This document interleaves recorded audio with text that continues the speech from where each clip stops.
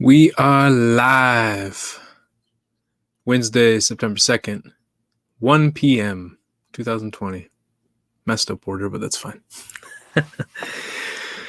Oh, goodness. What do we talk about today? I may have a guest today. Dr. Ben Glass may be joining us again. Hope that happens. If not, we will continue without. Admittedly,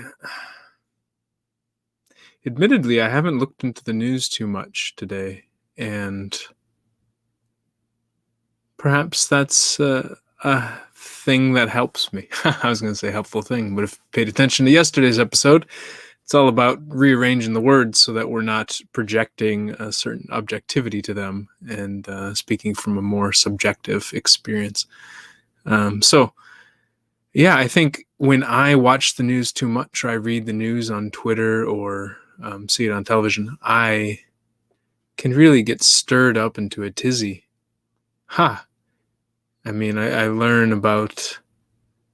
Oh, no, I did watch the news a little bit today. But the idea of not watching the news means that instead of putting all my attention on other people and other things really far away from me, I'm putting the attention on myself.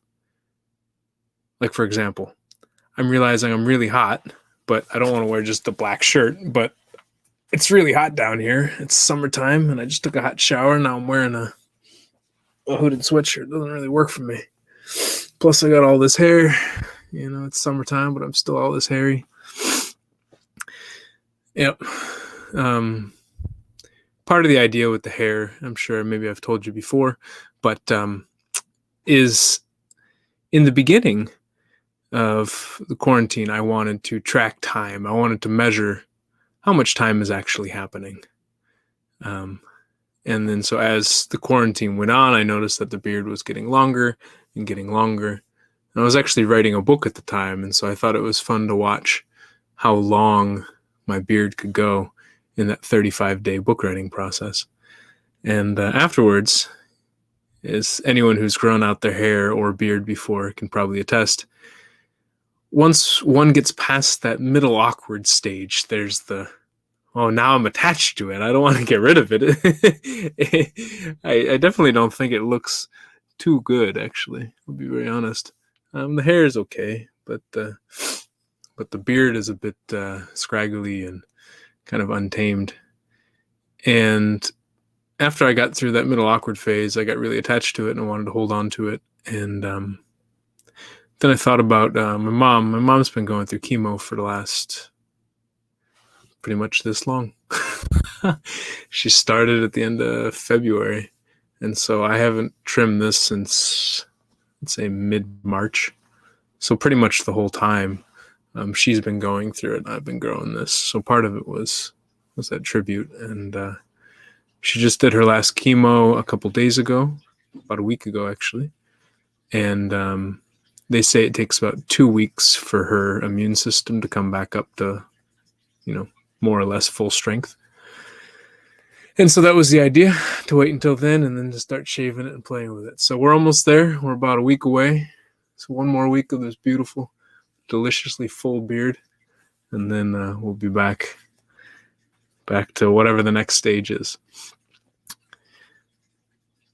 I talk about the news in a way because I think it's so easy for us to give our attention elsewhere, to things that are moving faster, to things that are frankly more unpredictable.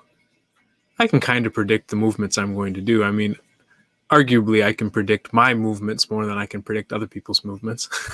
Hopefully. And I mean, on a side note, isn't that what the whole scientific study about it, one can't tickle oneself is about? That tickling really is just the unexpected movement that somebody delivers to us in some ways. I don't know. That's a jumbled description of that, but I believe one of the core elements of being tickled is to not be able to predict the movement. I think they did something where somebody was tickling themselves, but they did a phase shift, so they shifted it a few seconds. So if I would move my hand, then the robot hand I was controlling would tickle me maybe 1 second later. And then I was able, the participants were able to effectively tickle themselves. because of that phase shift and the uncertainty of when it's coming. But anyways, so I think a lot of times we get caught up in paying attention to other people because we don't know what's going to happen, and it grabs our attention. And we give and we give and we give so much of our attention towards others that we forget to give attention to ourselves. And I'm not saying this as a person who has figured it out. I do it just like almost everyone else. You know, some days I pay attention to myself. Other days I ignore myself. Sometimes I'll go weeks ignoring myself, and then or go weeks paying attention to myself. You know, and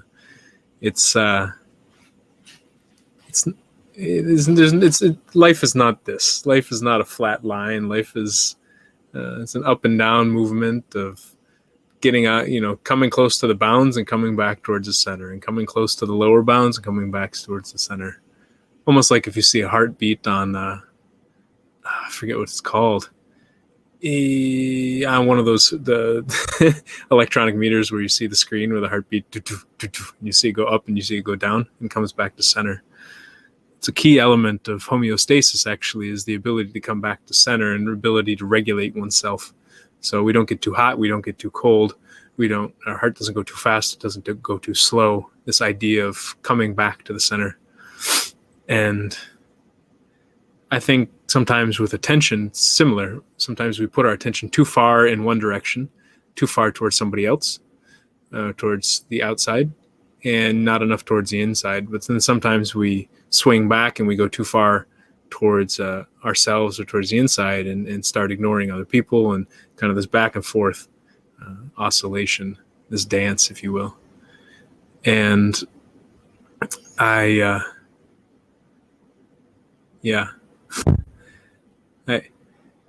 think when we pay attention only to other people, we miss a lot of the signs about our body is giving to us to try to stay in balance. And that's when our body can get out of balance. So if we're paying too much attention to somebody else, then our body, to get attention, almost has to start screaming at us, So if we're watching the news too much, then maybe our body's like, oh, okay, like I'm going to make you really thirsty. And you don't even notice you're thirsty because you're paying attention to the news. And it's like, okay, well, I'm going to start screwing with your digestive system. And you're like, okay, whatever. I'm still paying attention to the news. And it's like, okay, I'm going to make your foot hurt. I'm going to make your neck hurt. And you're like, oh, maybe I should pay attention to the body. And so the body, in a way, starts ratcheting up its calls for attention. And, I laugh when people say, oh, you're too sensitive, or you're too in touch, you're really touchy-feely, I think it's a good thing. I mean, in some ways, again, it's that balance, right? You want to be too overly sensitive to stuff, but sensitivity means I can hear my body when it's calling to me, when it's calling out for help, or when it's sending me signals in different directions. I think the ability to hear one's body is actually a very powerful skill that many of us have, and that I think that most of us have but ignore. I remember reading a study that was talking about this concept of interoception. And so if you know perception, the ability to sense things, interoception was the ability to sense things internally. And so what the study measured, I believe, was it looked at elite athletes, I think like Navy SEALs, Olympic athletes, maybe even NASA astronauts, and had them say how fast their heart was beating without actually measuring it. Just kind of take a guess at how fast their heart was beating. And I think they compared it to regular people as well. And what they found is that these elite athletes had a much better understanding of how fast their heart was going compared to some other people. And I think they talked about how elite athletes will also know when to expend energy and not to expend energy in contest. So, yeah, I think as we talk more and more about this interoception stuff, I can dive into that a lot more, but my friend Ben Glass is joined here, Dr. Glass, and so maybe he could clue into some things about our beautiful, beautiful body. Oh, look at this man. You look good too, my friend. You got a new background. I like it. Always just playing around. Look at that. I'm enjoying beautiful. the StreamYard look. Beautiful. Oh, where you in an attic? You in a garage? Where you at? I'm in the garage. Nice, man. Nice. Yep. My friend said I'm here with my beard and the white drop cloth. I kind of look like maybe a jihadist video or something. It's like, thanks, bud. You look good. You look like a well-educated man. Oh, yeah. That's what I was going for. Yeah, like a professor jihadist. Yeah. Professor. Yeah. What were you just describing with interoception?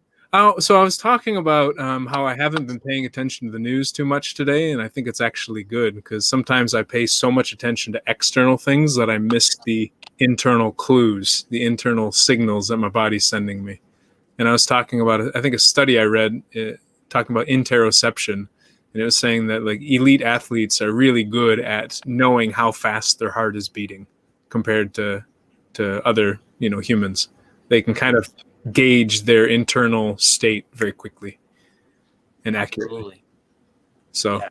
I figured you might have, that was a good segue for you to show up. I figured you might have some clues about what the body says to us,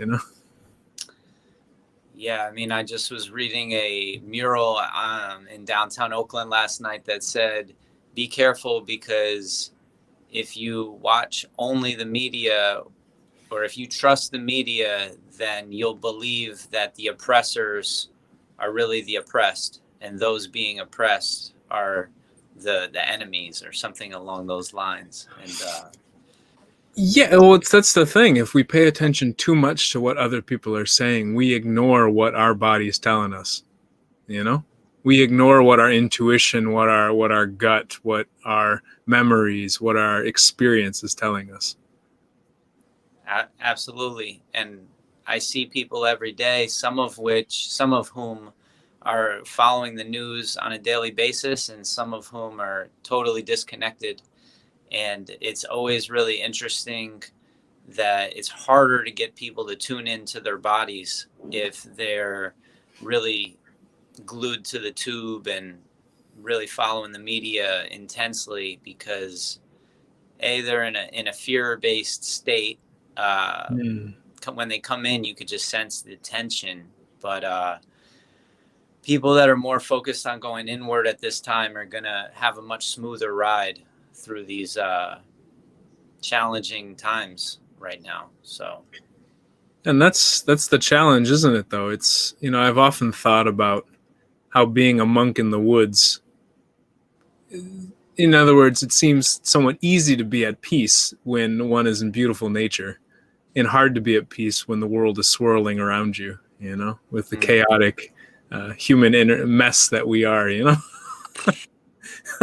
So like how that balance of how to not disconnect from human society, but also still stay connected to ourselves. Yeah, no, it's a great point. And I think it's an intention that you need to create for yourself where you structure your day to show up in society, earn money, contribute value to the people that you are serving, services you're providing or products that you're selling, but then also really prioritize having that second part of your life where you're turning off the TV, you're spending time with the people around you, being present, watching the birds, and moving really slow, because in our society right now, it's just do and move as fast as you can. And the messaging is all about these millionaires and billionaires and then these extremely poverty-stricken populations. And so you self-identify with like these labels. And one great thing that I heard yesterday was when you make purchases, let's say you purchased a course on how to be a great communicator. When you make the purchase, you're actually getting that good feeling inside as though you just became a good communicator. Mm. Even though the reality is you need to practice hundreds of hours to really master that art. The same is true with these online tools. When you make the purchase, you actually feel the effect that you're trying, or you feel that reward that you're hoping to get. But the reality is you haven't done anything yet, right? So, It reminds me of so many tools I bought that I said, "Oh, this will help my business," and then I'm still paying for the tools, but they're not using them. Oh no! me and So you it both. almost reverses. Like it feels good when I first bought it, and then Yes. when it hits every month, I'm like, "Oh, I'm still paying for that thing, and I'm not using it. What's wrong with me? Why am Yes. Yeah. I actually have to use it? I can't just pay for it? Oh, Yeah. And the moment of inspiration that you had that got you to buy it, but uh-huh. it's really something you could relate to, that reality that when you made that purchase, you felt that experience of, wow, I just did this, or wow, I'm doing this, even Mm-hmm. though you really didn't do anything yet. I planned it out in my head, but then I didn't do it. Like, oh, I can see how this will lead to this beautiful subscription business where this many people will sign up and this and this. So I need this subscription software. Perfect. Got it. Oh, now what do I do? It's true. So I think we could all do a good job of like writing out all the subscriptions we have and being truthful with ourselves of how much are we using those subscriptions? Can we put them on pause? Hmm. Probably recover a lot of cash flow that way. And just also prevent a lot of the maybe self attack. I can imagine many of us are like, oh, why am I so stupid? Why am I still paying for that thing? I'm not even using it. Like I said I was going to do this. Oh, like you're so lazy. You're not even. And can Mm-hmm. feed into what you were talking about, this idea of go, go, go, go, go. I need to move faster and faster and faster Yeah. instead of slow down, man. Slow. It's okay to go slow for part of the day. Yeah. Yeah. You So what's your routine like these days in regards to self-care? know? It's not been that good, to be honest. It's tough, man. I've been in the house for 5 6 months straight, and I've always been a person, not always, but I'd say for the last 17 years, I've been a person who's pretty much on the go. Yeah. Scratch that. Even when I was a kid, I never stayed at home. I was Right. playing two, at least one or two sports at the same time, Yeah. running around all the time. So being in the same house for over 5 months straight, pretty much every day, not going into pretty much any other building, has left me quite stir crazy. Yeah. And in a way has I've put a lot of pressure on myself to do more because I don't feel like I'm doing anything, if that makes sense. Hmm. and, Absolutely. and and this is where it's the perspective really comes in. Like from April to May, for 35 straight days, I wrote for 10 minutes 3 times a day, and I'm going to turn it into a book. That's a huge thing. Like, That's huge. and Wow. now this is the, I think, 12th episode or 13th episode of this that I've done. Hmm. And for me, it's like, okay, it's not a big deal. But I talked to a friend of mine who watched one of the episodes the other day. He's like, wow, man, it was really profound. It really helped me think through some things. And I'm, really? Oh.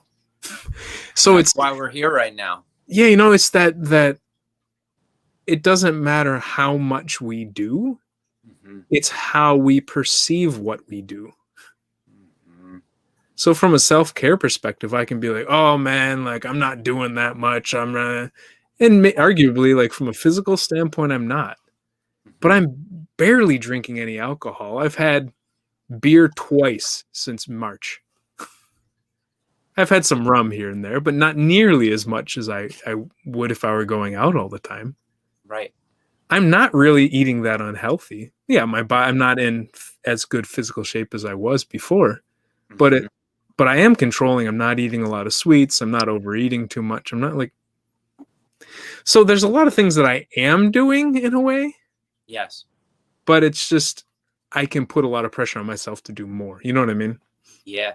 Yeah. No, it's a great perspective to share, is that even though you're not keeping up with what you normally used to do, you're still doing quite a bit. And I think that what this new era of shelter in place or not feeling safe to go outside has done is kept people adapting faster than they're used to adapting. You're having to adapt in ways that you've never had to adapt before. But I think what you touched on, the biggest adaptation we're having to make is we had all these things going on in our lifestyle and we're having to pull them back, or we're having to throw this one off and throw that one off because our new environment just doesn't support that. If you're only in the house, obviously you're not going to be out socializing. You're not going to be touching as many people. One of the things that's happening right now is we're not receiving enough touch. And the adaptation is really difficult when you've had all these things going on and now you don't have all these things going on. And that mindset you're talking about of the perception of not having all this stuff happening, even though you're doing quite a bit still and contributing and trying to provide value for people, you're not doing what you were doing. You're not traveling with all the speaking engagements you had. So it's tough, but it's also opportunity, right? So the greater the challenge, the greater the opportunity, or, this new environment lends new opportunities. So. Well, I appreciate that. It's like there is opportunity to adapt. And at the same time, even if I'm not adapting as much as I think I should be, to have some grace for myself. It is a global pandemic where my mom is, just finishing up chemo, where I haven't gone out and I haven't really had human touch outside of my parents. Right. For 5 months. I accidentally brushed the hand of a woman at the Wendy's drive-thru. And I was like, "Woo!" It was like, "Whoa, this is unreal." Yeah. I mean, I can imagine for someone like you who works in a field that is primarily about touch. I mean, that is one of the main modalities, right? Yeah, I mean, not to change the subject, it's relevant when a baby is born. If they have a failure to thrive, I think it's called, that's the diagnosis they give. A lot of the times touch is that element, that secret ingredient that helps a baby live as opposed to die. And I think that's just a strong example of how important touch really is for us. I mean, obviously we're not talking about life or death with touch, but you could put it that strongly that if you don't give your parents a hug every day for at least 30 seconds, then a small piece of you might be dying as opposed to living, right? Or just something, not to get too deep with it, but I think that one of the most powerful things about the work that I do is just providing like safe, healing, comfortable, gentle, relaxing touch to people that don't have that right now, or maybe never had that even prior to this time. But that's really one of the biggest gifts of touch, is that human to human connection can't be really quantified by any scientific measure. So when we talk about outcome measures clinically, yeah, the amount of touch that I provide for somebody is definitely one of those measures. Whether, it's something that is quantifiable or not is irrelevant to me. But yeah, I hear you. It's hearing you say that about the Wendy's drive-thru lady reminded me of when I got out of Vipassana after 10 days in silence, and somebody came up and talked to me, and I just had like this really kind of, awkward moment. But whoa, human contact was strange. Yeah. It's powerful though to experience that, or just to observe that. I appreciate you sharing that observation. It's very relevant right now. And I like what you said about providing safe touch to people, or touch where people can feel safe, because there is a lot of touch, and I'm sure there's a lot of touch happening right now as people are stuck in their homes that doesn't feel very safe to people. Right. I mean, it's something we don't talk about much, but domestic abuse, domestic violence, sexual abuse. I worry that in the time we're in right now, it has, for some, skyrocketed. Yeah. For others, maybe they've been able to work through their problems, like you said, an opportunity to resolve conflict that they've had for years. But for others, it just compounds. Yeah, it's very sad to think about that. And yeah, it's a very heavy time right now. So just need to be there for the people that we care about. Um, and also appreciate those that we don't even know, treat them like friends, or if you have the opportunity to connect with them. I mean, I think that, yeah, we need to be there for our community members now more than ever, because like you said, there's people that are living in really dire situations. So, And we may not even know it, and that's one of the things about touch as well, is that touch and being that physically close to each other often brings a lot of the emotional closeness and the opening up right, of some deep conversations. right. And it's different to open up uh, so deeply over the internet, over a Zoom call. It's just where if I open up and I start crying, there's no one here to give me my parents could maybe give me a hug, but the person I'm talking to can't come up and console me. Yeah. Tough, man. Like, Yeah. and even if we were in person with the social distancing and the fear of getting the virus and stuff, somebody loses a loved one and you want to hug them for the next 2 days, but should you? It's really tricky, man. It's a tricky situation right now. Absolutely. Yeah, So we have to get better at really communicating love through the phones, and getting better at guiding, facilitating breath work, and facilitating self-massage. Getting people to lift up their sternum, right? Because we've seen the connection between posture and our emotional state. The bigger your chest is, and the more elevated you are, the more elevated your mood.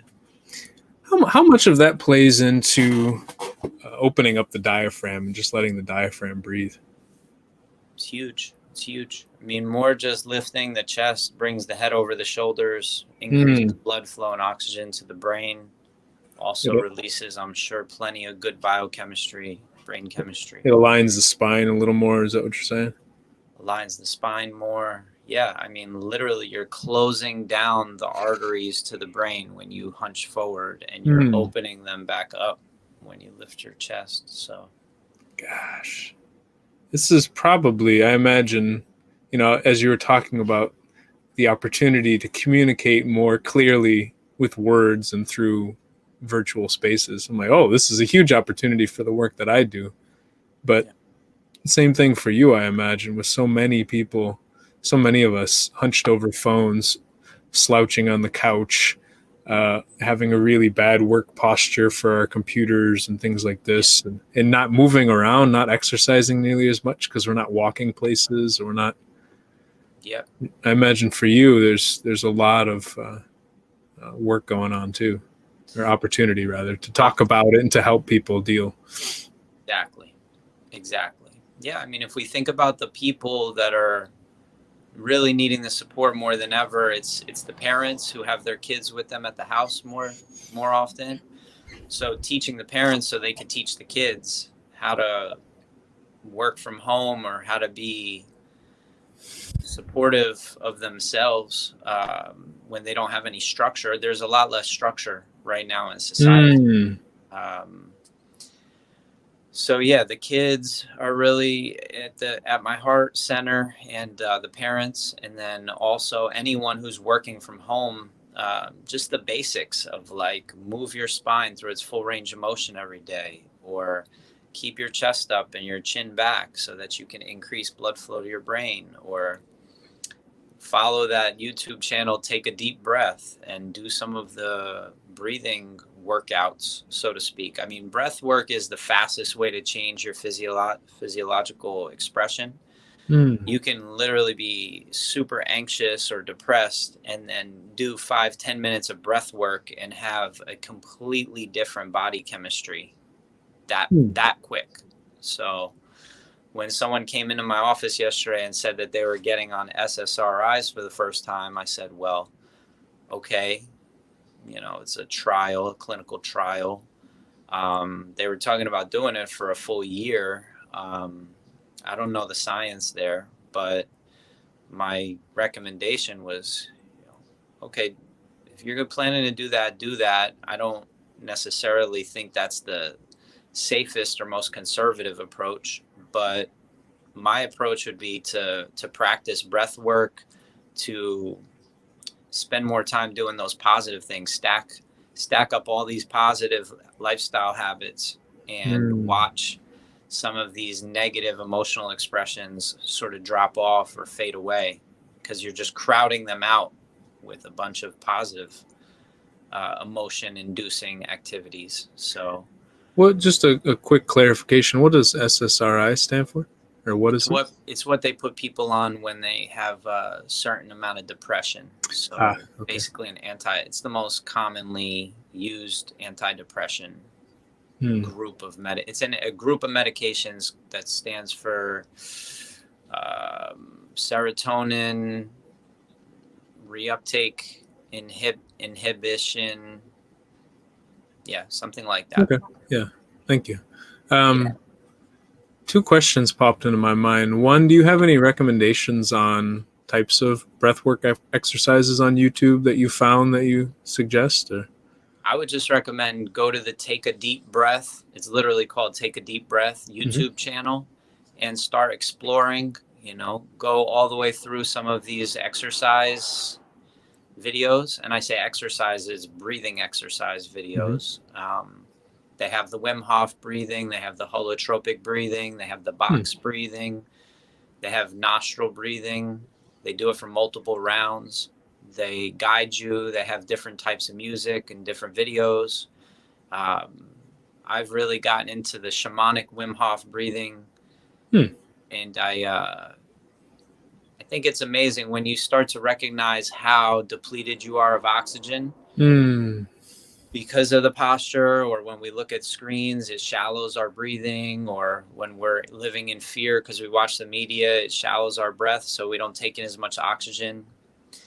That when you're practicing these breathing exercises, you literally start to shake a little bit and tremble. And that's you really trying to take in more oxygen, and your body's just not used to having that level of oxygen saturation. So there's a little bit of resistance, and it's just like lifting weights, but it's with the breath. And like you said, with the diaphragm, as you lift your chest up, the diaphragm is able to flatten out, and we're able to absorb and take in more oxygen. So practicing breath work right now is one of the number one, number two, number three best ways to adapt. So big one. Something that I started a couple years ago. Haven't done it too much lately, but it was after I left Oakland. I started doing something I called yawn yoga, where I was basically breathing in as slowly as I possibly could, and it would often trigger a yawn. Yes. And then I would stretch at the same time. I've never talked to you about this, but I'm curious. What do you think about that? It's a reflection of your body recalibrating the oxygen levels. Whenever you practice these breathing exercises, you'll be yawning.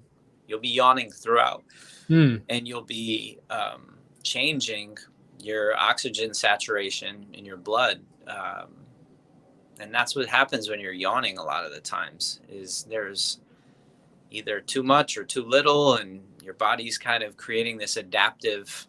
I mean, it's just like a sign that your body's changing. So, yes. I mean, in a way, it kind of scared me, because I would notice that like my jaw was realigning and like my teeth were realigning. Like I couldn't close my mouth as easily. I'm like, what's going on? And I came back, and my roommate was like, what happened to you? You look like a gymnast now. And I said, I just went and yawned for 30 minutes. But it would just realign. I don't know. I read something about pandiculation and maybe realigning the muscle fascia. I don't know if this makes any sense, but I mean, I felt much more aligned and stronger just from kind of yawning and stretching at the same time. Yeah, what you just described, realigning the fascia, which is what covers your bones, muscles, and is that layer right beneath your skin. It it definitely scrunches up in certain areas. That's why, like, if you look at a lot of these wrinkles, it's when we're thinking a lot, or if you look at a lot of these, it's when we're smiling a lot. Um, the wrinkles say a lot about the face, but yes, I give myself a scalp massage quite often. I think that this might look really funny, but scrunching your face and then stretching your face, so like Do the contracting. second one. I was scrunching. I couldn't see the second one. Oh, Ah. so so it's like you're expanding everything. Yeah. Super Stretch out important. wide. Yeah, and if you press the tongue against the roof of your palate, right behind your two front teeth, you push your tongue up into your roof. That relaxes your jaw, and is really important for just neck alignment. And pushing the tongue into the palate hard or just kind of softly? Pretty hard. I mean, the yogis would recommend that whenever you were practicing meditation, yoga, that you kept the tongue pressing up against the roof of the mouth to relax the jaw, to relax the neck. So many strategies that could be taught through the internet to people. I think that we just need more structure. It needs to be more normalized, that students now have, like, I think the opportunity is that now you can have elementary, middle school, high school students getting access to 5-10 minutes of professional healing and holistic healthcare professionals that are able to give them skills that, I often say to my people at the office, this is like elementary school. You could learn this stuff when you're a little kid. Matter of fact, these programs were taught to little kids as endorsed by the World Health Organization. I mean, there's just so many little things that have been created for kids that there was never any time for. But if a kid is not able to sit still in front of the computer, these little exercise routines could be the thing that they look forward to and enjoy, so much so that they're willing to sit and listen to the other academic stuff just so that they can be rewarded with the movement stuff. I just think there's such a great opportunity there to really impact the lives of this next generation. It makes me think of, with all the kids doing, school from home, are they doing recess? Are they doing gym class? Are they getting that kind of physical energy, physical movement? Yeah. Shared physical movement, not just physical movement, but doing with someone else and knowing that other people are moving at the same time. Yeah. It should be mandatory. It should be made mandatory, and we really need to see the benefits of integrating more technology into younger populations, not just all the damages. Because when I think about it, I think of like, oh my gosh, the damaging effects if now kids are holding their iPad in their lap and looking down at class all day. But anyway. I was going to say, the other question I had relates to this. It's speaking from my own experience. Despite working on this stuff, I still find a very strong drive in me to say, no, that doesn't matter. I need to find money. I need to find a house. I need to find this. I need to go do this other stuff. My emotional health, my physical health doesn't really matter. What matters is this other stuff. How do we get over that hurdle? You know what I mean?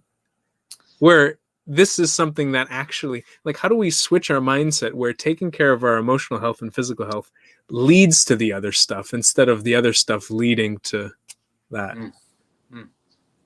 Yeah, I think you just said it right there. It starts with putting yourself in the right mindset, feeling the right feeling, and moving forward from there.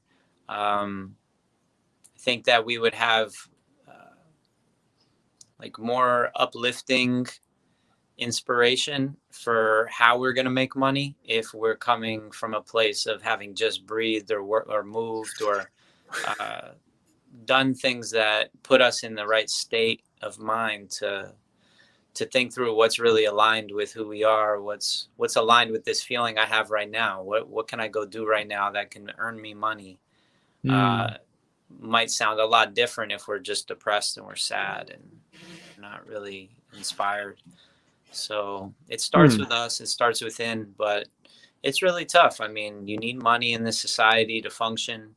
Um, sure, you can go access money in ways that put you in debt, but not all debt is bad. So if it buys you time to really work on yourself some more, um, I say, access those lines of credit. But if you're using them for destructive spending on things that don't move you closer towards that thing that you can earn money with, then it's tough. I think that we all need some accountability these days. I call them accountability buddies, and you know, if we don't have that, it's good. Nobody's going to push us to figure out how we can develop skills that'll earn us money.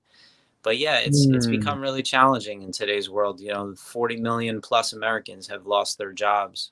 I don't even know how many people worldwide have lost their jobs. So we're moving into a new time where money needs to mean less because there just isn't as much money circulating, and we need to really prioritize, normalize, increase the value of the basic human needs that you know all about so well, which is just love yourself, be kind to your neighbors, take responsibility for your health, um, provide some sort of value to your community, find ways to be valuable.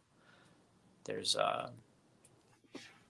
there needs to be like this new economy that's growing. I believe there is, like, beneath the scenes or subliminally, there's these like gifting economies. I Mm. recently joined something where I basically am now part of this chat group of people that are like quote unquote conscious, um, people that are sustainably oriented and looking for solutions to climate crises and poverty and some of the main issues that we see coming down the pipe. So we're gifting each other money, and that's like a way for us to support those who are aligned with this idea. So I think that, yeah, I think the more that we're clear on like what our vision is for our life, and the more living we're doing, the better we're going to be able to create that value and earn that money. Hopefully, I mean, Well, maybe it's it's not money. Maybe it's not well, money. well, and think about that. It's like I think so many of us are trying to get money or trying to get things, so therefore we feel a certain way. I want to get money so I feel powerful. I want to get a nice car so I feel sexy. I want to get et cetera, so that I feel this way. Yep. But you know what? Good posture can make someone feel powerful or sexy. you know, Absolutely. Yeah. it's a lot cheaper and faster to get to get that. Hmm. And what's interesting is now getting that feeling can lead to the success and the money and the different ideas, the external ideas that we're talking about. You Yes. know, it's hard to sell an idea when we feel all kind of scrunched over. We try to, oh, you should buy this product, but I really think it's kind of crap, and life is just meh. Like nobody buys that product. Oh. But like People also buy the like product from seeing people that you admire for whatever reason, maybe they're making more money than you are, or they're doing something that you really appreciate, then put together a plan of how you're going to move in the direction of doing what they're doing. Because if you admire somebody, like, learn from that realization that you admire them for a reason, and then ask yourself the question, what do you admire about them, and what are they doing, and how can you do something like what they're doing? These types of reasons are, I think, the reasons that will keep somebody excited about the next couple of months, the next couple of years, right? and So and I would say, how ask the question, how are those people feeling? Because I think sometimes I know I can get wrapped up in this person is starting this beautiful company. This person has so much success in this. This person is doing that. Mm-hmm. And then I find out later that the person's really depressed, or the person is on the brink of suicide, or the person is like, wait, what? Mm-hmm. And so sometimes the things that people are doing don't necessarily reflect what's going on underneath. Mm-hmm. And is that the person that I want to be? Do I want to be the person that has the multi-million-dollar company, but just like feels like I'm rotting on the inside? Mm-hmm. You know, nah, man. I'd rather go take a slow walk around the block and have no money. You know, like Right. So I'm being called to go help out in my present situation. So good, man. hey, look, it's been great chatting with you. Let's do Yeah, this again sometime me soon. I too. really appreciate you, Jim. Yeah, I appreciate you too, Ben. Keep being that change we want to see. Hey, you too, man. Thank you, and thank you for reminding me about the sternum. I'm gonna. Yeah, it's right. It's right here. Oh, look at that! Yeah. Can you stand up and give a little full perspective on that? Oh. How far down does it go? Oh, look at Snap. Good thing the shirt fits, because if it didn't, it'd look a little awkward, you know? Just need to light up the brain. Just plug Wow, the brain in. dude. Beautiful. Yeah. Beautiful. I like what you got going on there.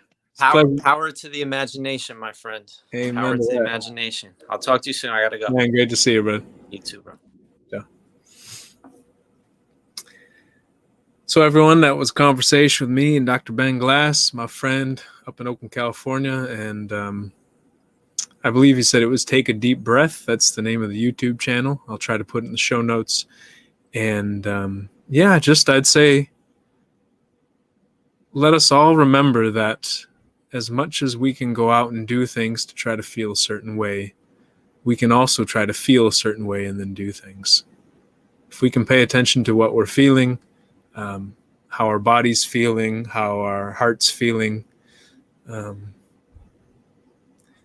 things can lead from that place. We're feeling confident, we can go in certain directions. We're feeling angry, we'll go in different directions. We're feeling afraid, we'll go in different directions. We're feeling joy, we'll go in different directions, gratitude, etc. These emotions have strong impacts, not just on the body, but also on our thoughts and our words and our conversations and our relationships and our actions and our successes and our failures, etc. So, yeah, I'm saying this to you as much as I'm saying it to myself. I think I'm going to go head off and do some yan yoga like I was talking about, because it's been too long and I think this body needs some oxygen. Great to see y'all. Take care.